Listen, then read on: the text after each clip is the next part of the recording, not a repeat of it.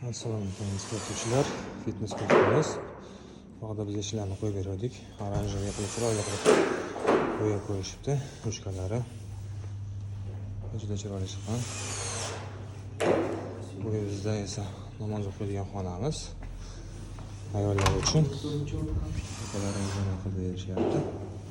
Chiroyli qilib. Albatta bog'da ham hududlarimiz chizib bergan, akkuratni chiroyli qilib, birovning mehnatini har doim hurmat qilinglarki, bunaqa qilib mana o'rab qo'yishgan. Bu vaqtda bizda garderoblarimiz, eshiklarimiz. Hatto chanta shunaqa.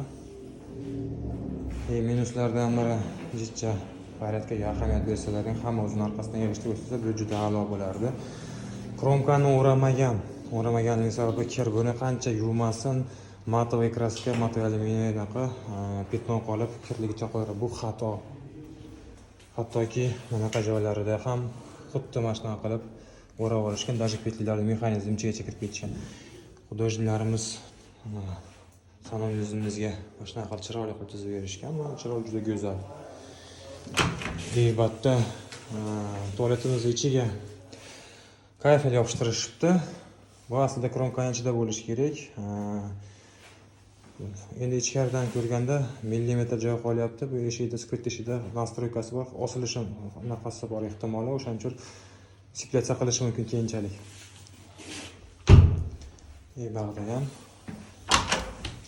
xuddi shunaqa bo'lib qilingan dushlarimiz.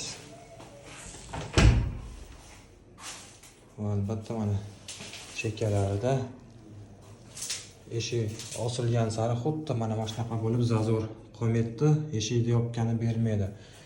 Aslida bu xato, bu ustiga yopishtirilmaydi. Bu narsa bu kromkaning ichida bo'lishi kerak.